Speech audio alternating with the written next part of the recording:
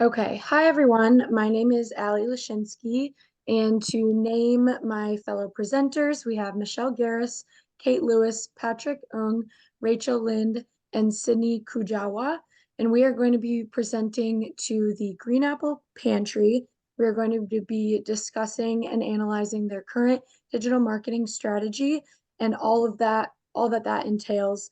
In the end, we hope to offer suggestions for improvement for their digital marketing plan so that the Green Apple Pantry can better serve our neighbors. To begin with the digital marketing analysis, the three objectives of a website are awareness, sales, and information, which I got from our textbook for this class. Get services, get involved, and give a gift were the three main objectives found on the Green Apple Pantry's website. And these can be analyzed as getting services, the information objective, where the organization is marketing to the community for the availability of food assistance services through like their social media, their website, and their blog posts as well. The get involved section is the awareness objective, meaning that they share information about events for those in need of food services, as well as those who wish to donate and or volunteer. And finally, the give a gift option is more of that sales objective, where the Green Apple Pantry is offering users the ability for a one-time or a continual donation on their website to support the goals and functions of the nonprofit. So usually with nonprofit organizations, there are three main target markets: people that the organization serves, volunteers, and donors. Within these target markets, there are different groups of people. The first group within those who partake in the offered services are college students. This group is between the ages of 19 to 25, living paycheck to paycheck with an annual income of less than $30,000. This group is health focused on a budget and can be described as stubborn or don't believe they need food assistance. This is a fleeting group and they don't carry much loyalty as they get older and graduate with their education. Funds and time for this group are also pretty limited, so there's not much participation from them for volunteering or donations. Another group within this target market is people with disabilities. This group is typically unemployed and collecting disability. They represent a stable demand for this service as they are highly price sensitive with a limited income. The last group within this market persona is senior citizens. This group as well has a limited budget and are living on Social Security. Similarly to the previous group, this group is highly price sensitive, but they have a stable demand for these services. Moving on to the next target market personas, the donors, this group consists of baby boomers and high-income households. According to NZER, 72% of baby boomers donate their local nonprofits annually. Similarly, Philanthropy Roundtable states that high-income households provide about 1/3 of the donations in the US. Lastly, looking at the volunteers of the target market personas, it consists of baby boomers, married couples, and Gen X. NSER reported that 71% of baby boomers volunteer locally. Gen X often has more free time as they get older and want to spend their time giving back to their community. Next, we'll move on to landing pages with Kate. All right, in terms of landing pages, we focus on a couple of things that they've done well on this page. These include communicating a value proposition titled Support Our Mission. This includes a short paragraph about the organization's mission statement, and it's beneficial to those viewing the website because they can easily navigate the general purpose of the organization's mission statement. Second thing that they did well was the clear call to action, or the CTA, titled Get Involved. But within this button are volunteer opportunities that individuals can participate in, and the button is located in the top center of the headline, as well as the Donate Now button, located at the top right-hand corner of the website, which is in that bright blue section, which definitely stands out. And this includes a link to the email address and phone numbers of the organizations if you are interested in donating. Within the landing page, we also had a suggestion for improvement, which was to reduce the paragraphs. Currently on their landing page, they have 7 shorter paragraphs included, and we thought that would be best to simplify and condense some of those paragraphs to make it easier for readers and more engaging. We also noticed a couple keywords that stuck out on that landing page. The first one, as Allie kind of mentioned earlier, was that get service, get involved, give a gift, which was like their main objective, as well as the phrase today popped up multiple times within the landing page. And this just shows the Green Apple Pantry's readiness to start collaborating and like eager to find new help. I'm gonna hand it off to Michelle. Thank you, Kate. To start off, we have found that effectiveness is best measured by tracking the click-through rate of the newsletter. The click-through rate is the percentage of readers who engage and click on part of the email. The Green Apple Pantry would be able to gauge the level of engagement by seeing the percentage of recipients that respond to the specific links. However, they first need to start with creating an email or newsletter option that will allow visitors to sign up. After they create this option and have people sign up, they can create target markets for their email campaign so they can separate the information for customers, donors, and volunteers. Lastly, the Green Apple Pantry should incorporate broadcast emails into their marketing strategy by emailing volunteers when they have events going on or if there are specific items they need donated. As a group, we have found that broadcast emails generate the best responses because they occur most frequently and encourage the most conversions to the website. Now Kate will speak again about the social media analysis. For our social media analysis, I divided it up into kind of some different chunks. The first part we're going to be is focusing on the different types of social media, their objectives, and the main content that's provided. The three main social media platforms that the Green Apple Pantry uses is Facebook, Instagram, and LinkedIn. Within Facebook, as you can see, they had 50 posts within the last 3 months, 2 videos within the last 12 months, as well as 110 posts within the last 6 months. And Instagram, they were not very frequent until recently. We discovered that there was no post between the months of November and February, but they began to post 2 to 3 starting in March. And then LinkedIn, they had no posts, but they did have a profile which included an overview of the company, its missions, and its goals, as well as a link to the website with the map location, company size, and specializations of the services offered. The objectives of each social media platform for Facebook was to thank sponsors, donors, and volunteers for support, as well as reminders and encouragement to donate and serve. For Instagram, they also had reminders and employee appreciation posts, as well as the food pantry needs of what they were looking for those trying to donate. And LinkedIn was not applicable for this condition, as well as the main content. For Facebook, they had pictures of volunteers, donors, supporting organizations and events, as well as reminders and fun facts. For Instagram, they had pictures of packing crew and commodities, as well as reminders and quotes. And then as the same on top, LinkedIn was not applicable with this. On the next slide, we're going to go into kind of the social media plan. The first objective was to determine the objective. We determined that the reminders of events was roughly 60%, as well as appreciation for those who work and or volunteer was roughly 40%. For the second stage of choosing the social media platform, we said Facebook, which allows for more exposure of content to its audience, and they should spend roughly 10 hours crafting their posts because they have the highest platform and the most attention goes towards Facebook, as well as they should link accounts with Instagram. For Instagram, the algorithm is based on the prominence of an account, and they should spend roughly 5 hours crafting these posts. And then for LinkedIn, they should craft posts allowing for the potential for networks with professionals and businesses, and this could allow for future sponsors and donors.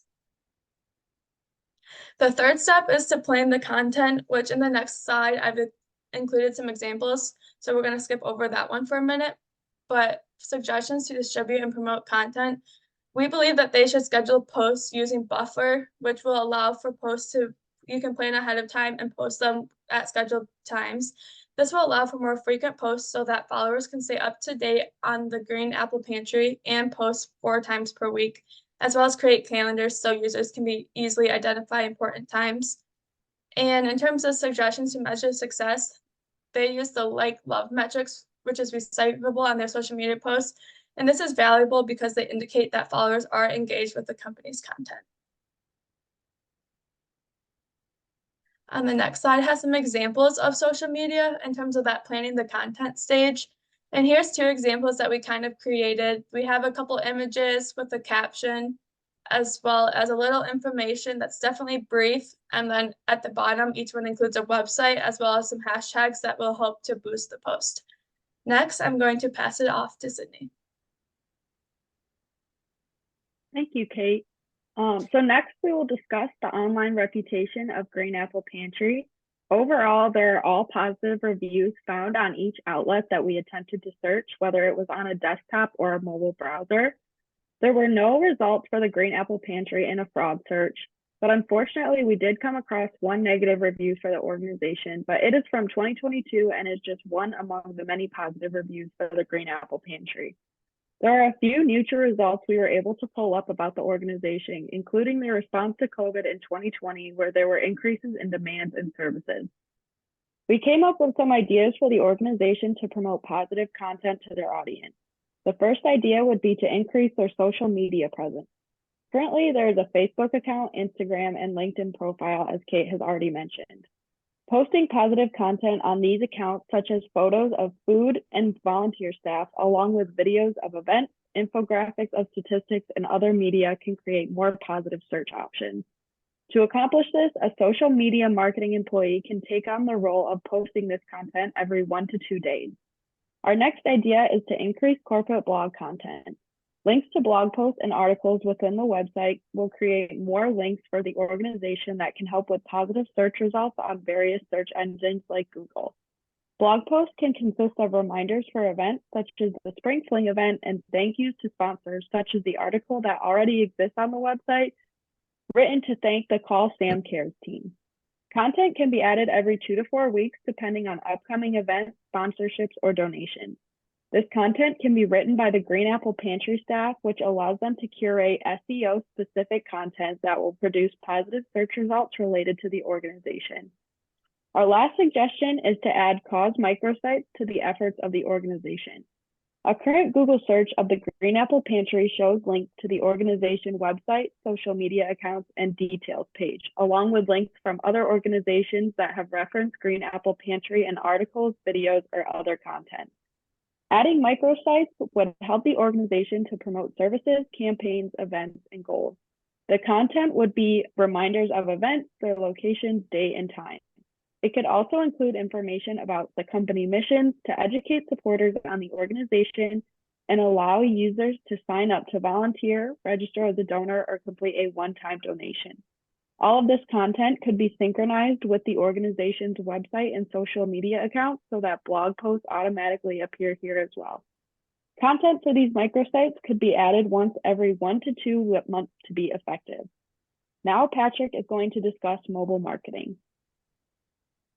Thank you, Sydney. Hello, my name is Patrick Ung, and I'll be going over Green Apple Pantry's mobile marketing and their digital marketing plan strengths.